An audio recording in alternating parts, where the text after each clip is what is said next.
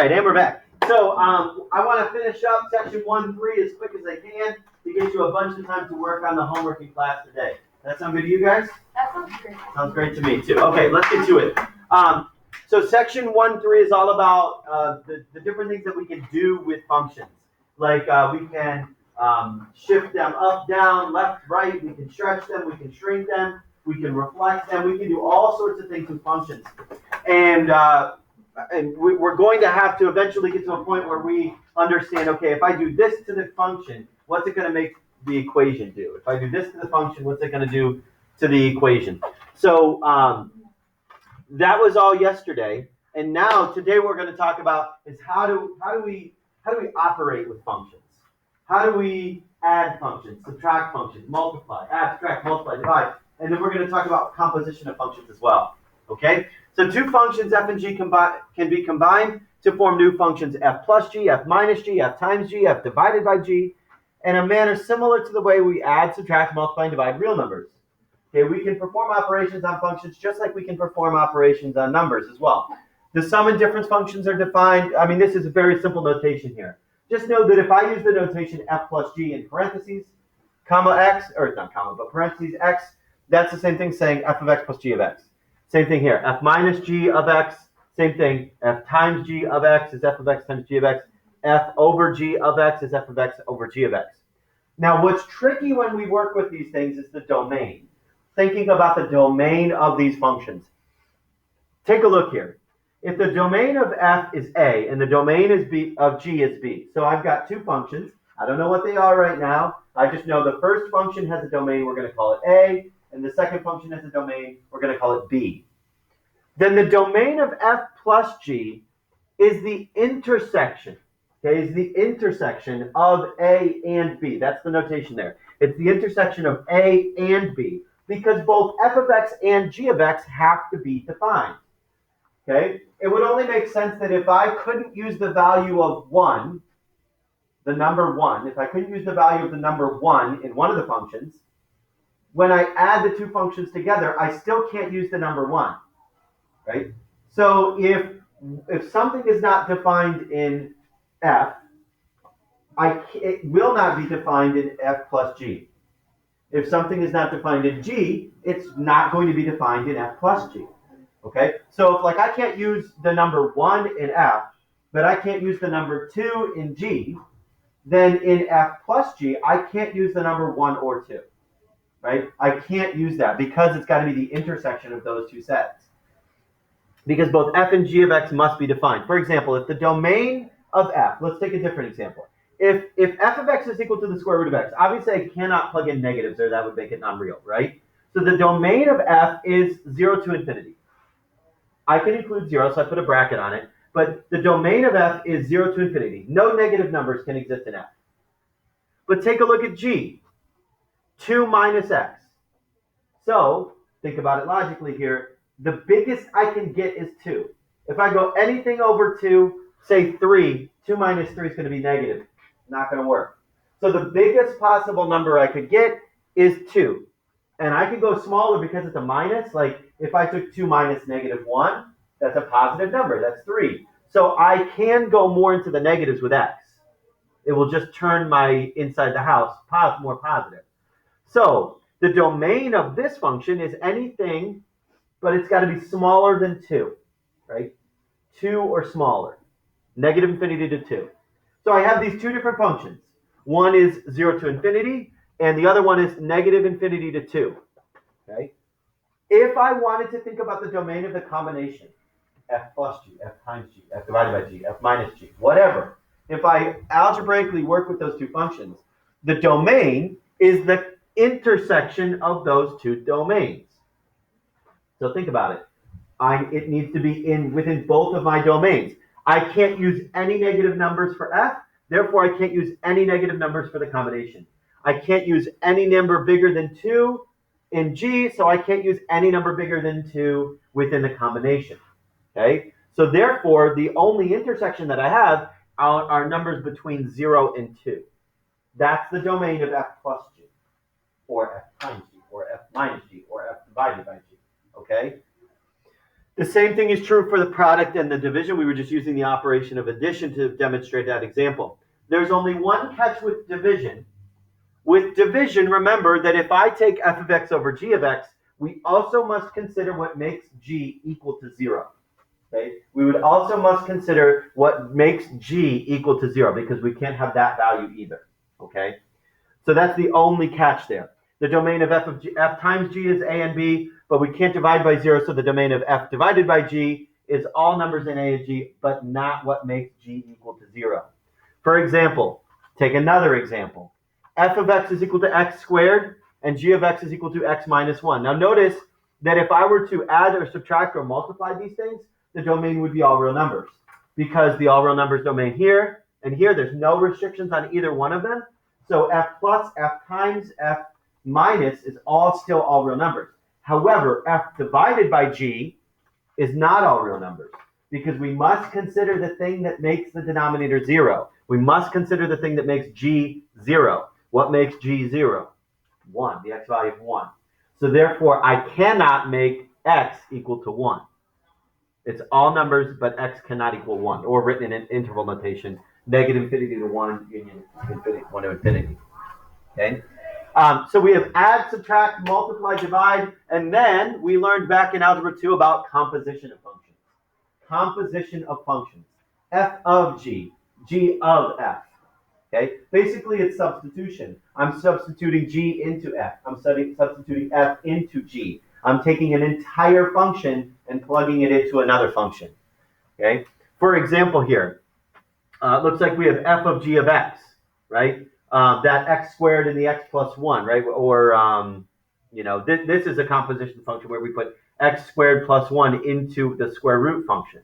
This procedure is called composition because the new function is composed of the two functions, f and g. In general, given any two functions, f and g, we start with the number x in the domain of g and calculate g of x. So this means that when I check the domain of composition, I have to check the domain of the innermost function. So like if it's f of g, I have to check the domain of g and then see if I need to tweak it at all after I put it into f. Okay? I check the domain of g and then see if I have to change it at all once I actually do the process of composition. Okay? Given two functions, f of g, the composite function, you might see open circle. That is also known as composition. Okay? So if you ever see that notation, that's just composition of functions, f of g. Okay? So let's try it. Let's do some. If f of x is equal to x squared and g of x is equal to x minus 3, find composition f of g and g of f. So we're going to do both ways. We're going to find f of g and g of f. All right, so let's do f of g. I hardly ever use this notation, this f open circle g. I'm always writing in f of g of x. I don't know, that just seems so much more logical to me.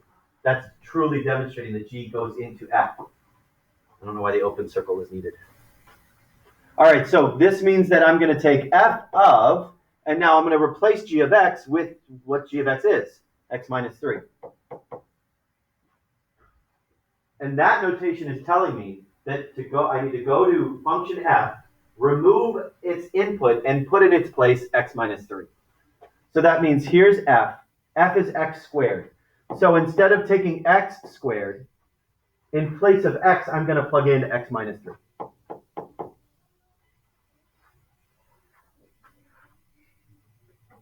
And we just FOIL that down. Remember, that's x minus 3, x minus 3. So that gives us x squared, outer is negative 3, inner is negative 3, minus 6x plus 9. That is f of g of x. X squared minus 6x plus 9. Now, let's talk about the domains. And this is going to be kind of an easy one because the domain, are there any restrictions on the innermost function g? Is there any restriction on an x minus 3? Nope. Is there any restriction on the final? Nope, it's quadratic. It's going to go forever left and right. So there's no restrictions on either one of them. Okay. So let's check the inverse of that. Let's check g of f of x. Right, let's do it the other way around, g of f of x. Okay, so that means I'm going to take g of f of x. I'm going to take f and plug it into g. Okay, so what is f? F is x squared. Okay, that means I'm going to go to g, and in place of its input, in place of x, I'm going to plug in x squared. So quite simply, just x squared minus 3. There's no simplification I can do there. Still, is the domain all real numbers? Yeah, because my innermost function f, there's no restriction on x squared. And then I look at the final, do I need to tweak it at all? Nope. It's still, there's nothing that restricts the domain in any of that stuff. All right, let's do that again, but now let's find some stuff that actually restricts the domain, like the square root function. We're going to find f of g, g of f of f, and g of g. So you can compose a function within itself, too. So let's take a here. This is f of g of x. That's the notation that we're using here. F open circle g is f of g of x. So it looks like I'm going to take g and plug it into f. Well, f is just the square root function. You know, and I'll do this notation as well. G of x is square root of 2 minus x. So I'm going to go to f, and I'm going to plug in that input. Okay, f was this. Right, f was the square root of x, so it's the square root of g. Now, we can simplify that down. And how do we simplify that down? Well, remember that isn't a square root a rational exponent? Isn't a square root a fraction exponent? So this is technically like saying 2 minus x to the 1/2 power to the 1/2 power, right? Power to a power, we multiply. So this is actually like saying 2 minus x to the 1/4 power. 1/2 times 1/2 is 1/4. And another way to write that is the 4th root of 2 minus x. So essentially, if you have a square root of a square root, all it's going to do is multiply those indices, those indexes. So that's f of g of x. Now let's talk about its domain. Well, I first must consider the domain of the innermost function. The innermost function is g. What is the domain of g? Anything less than what? 2, right? I can't go bigger than 2, because if I go bigger than 2, 2 minus 3 would be -1, so it's no good. Anything less than 2. Okay, so I'm going to start out, this is the way I like to do these things. I'm going to start out by saying, okay, I want anything smaller than 2. So from -infinity to 2, and I'll cap it at the end. And then I look at it and I say, okay, do I need to change that at all based on my end function? Is the domain still anything less than 2? Yes, because the only thing that really changed was that I now have a 4th root. But even roots all act the same with their domain. So I'm good. I don't need to change that at all. If you're confused about that, how do you get that it's anything less than 2? Just remember that you just set the inside greater than or equal to 0, and you just kind of solve that. I'm going to add the x over to the other side. So x has to be less than or equal to 2. That's how we kind of comprehend in the square root function. All right, let's find, I'm going to switch colors here, and I'm going to find part B, which is g of f. So g of f of x. That's the notation. So that means now I'm going to plug in f into g. So this is g of the square root of x, because that was f, right? So let's plug it in. This means that I've got the square root of, this is g, 2 minus, it was the input of x, but now it's the input of the square root of x. Now this one we cannot simplify at all. That one we cannot simplify because I've got, you can't break the square root of a difference up. Like you can't take the square root of 2 minus the square root of x. You can't do that. So that actually is just what we have there. So let's talk about the domain.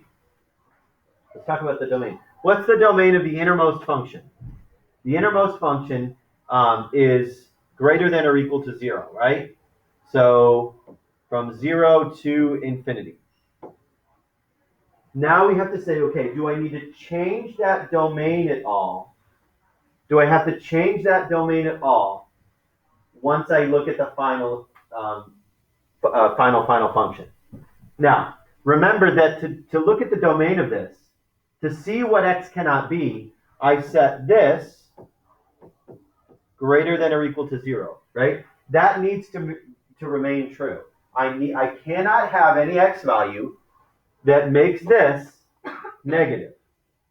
So to see how to do that, I just put it in an inequality. Make it greater than or equal to 0. So let's solve this. I add the square root of x over to the other side. And now to undo it, I square. Okay, so that means x is less than or equal to 4. All right. Do I need to change my domain? Yes. I cannot have any number bigger than 4. I need to keep x less than or equal to 4. So now I have to go back in and erase and say, okay, it needs to cap on the end at 4. Okay, that's how I work with these ones. I write out the initial domain, and then I try to tweak it if necessary. Okay? And then once you're all done, box it. Okay, let's keep going. Let's do C. Let's do f of f. C is f of x. F of x. That means I take the square root of the square root of x, right? So that's f of the square root of x. And f is the square root of the x. So it's square root of x, which we just talked about that. That's the fourth root of x. That's the fourth root of x. Now, when looking at the domain of my innermost function was the square root of x. So it's anything bigger than 0. Do I need to change it at all this time? No, because I didn't compose it with anything other than itself, so it didn't change it this time. Okay? And now let's do g of g. Let's do g of g. G of x. Now remember that this is, radical 2 minus x. So it's g of radical 2 minus x. So that means, I need to get more page here. That means it's the square root of 2 minus x, radical 2 minus x. It's kind of like nested inside itself. And I can't break apart a difference of a square root, so that's done there. But now let's consider the domain. Now, think back to this. Remember, the domain of the innermost function was anything less than 2. So negative infinity to 2. And I'm going to cap it. I now have to decide if I need to change that domain at all. And I do that by taking this piece in here and saying, okay, this still has to remain greater than or equal to 0, right? I look at my final and I say, okay, I need to restrict that domain even more. I need to say this must still happen. So let's solve. We add this over to the other side. I'm going to take that whole chunk over to the other side. I square the opposite side to get 4. I mean, we're going to have to do something funky with the signs anyway.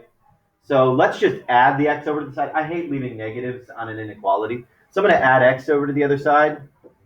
X plus 4 less than or equal or greater than or equal to 2. We subtract. X has to be greater than or equal to negative 2.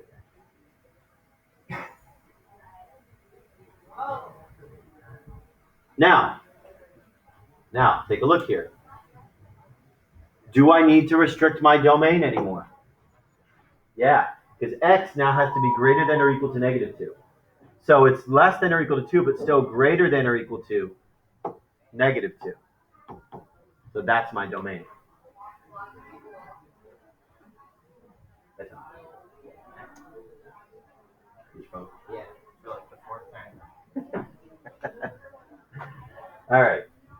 Questions on that?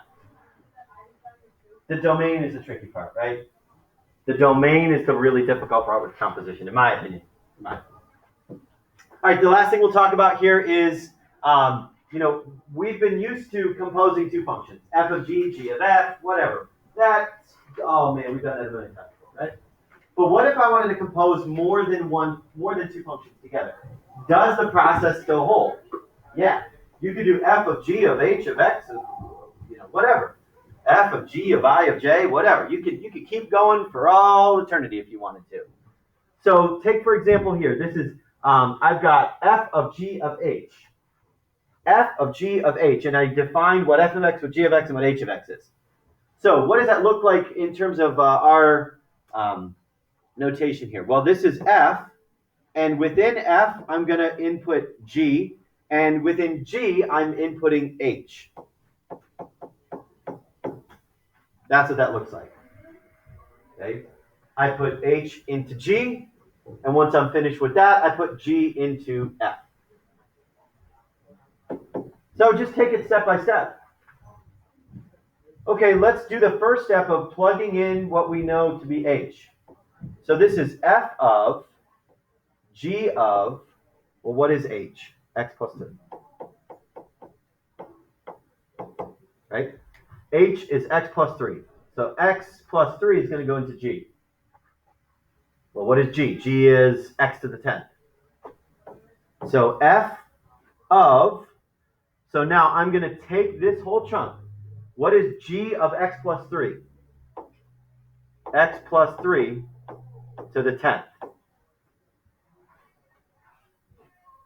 And now I'm going to take this whole chunk and put it into f. Okay, look at f. It's a rational function, x over x plus 1. So this goes in for everywhere where I see an x. X plus 3 to the 10th over x plus 3 to the 10th plus 1. No, I'm not going to make you simplify that. That would be evil of me. Right? Multiply all that out. Can you just take x to the 10th and 3 to the 10th? No. You can't distribute that power in. But that's how it would look, right? I do this kind of with wacky functions because it's really easy to see what's going in where. The first one was pretty simple, just an x plus 3. But then you see that x plus 3 to the 10th. And now we're saying, okay, take out x, plug in that x plus 3 to the 10th, wherever you saw that. Now, you can also, just like we compose, we can also decompose functions, right? Take a look at this function. Maybe capital F of x is equal to cosine squared of x plus 9. Okay, cosine squared of x plus 9. Remember the notation for cosine squared. This really means that cosine squared of x plus 9 is equivalent to saying cosine of x plus 9 quantity squared, right? Why is it written with the cosine with the squared brought into the cosine? Well, because if I had not had these parentheses here, you might be tempted to say that that's cosine of x plus 9 squared and try to square x plus 9 and make it like x squared plus 18x plus 81. It's not cosine of x plus 9 squared. It's actually cosine of x plus 9, dramatic pause, then squared. Okay? So that's really what I'm looking at here. Remember that those two things translate to one another. The only reason we bring that squared in is so we don't confuse it with squaring the x plus 9. Just a type of notation. Okay, so I see three functions happening. Do you see the innermost function? X plus 9, that most basic innermost function, that's our h of x. Okay, then what's the next function out? Cosine. Just cosine of x. So g of x in this case is cosine of x. So what would be our f of x? Just x squared. Good, just x squared. Okay? And you can always check it to, you can like recompose it to check it. You know, you could say, okay, is this going to work out the same? If I take h and plug it into g, is that going to work? Okay, cosine of x plus 9. And then if I take g of h and plug it in for f, so that's cosine of x plus 9 in here, cosine of x plus 9 quantity squared. Yeah, that's going to work out with the cosine squared of x plus 9. Okay. So you can kind of break things apart or put them back together. Why would this help us? Well, when we get to other properties, we can kind of define other properties based on the composition of them and say that, well, if this has this property, it kind of like inherits the other properties. So we'll be able to use this a little bit later on. Okay, any questions on that? Perfect. I'm going to stop the video and you guys can use the rest of the period to work.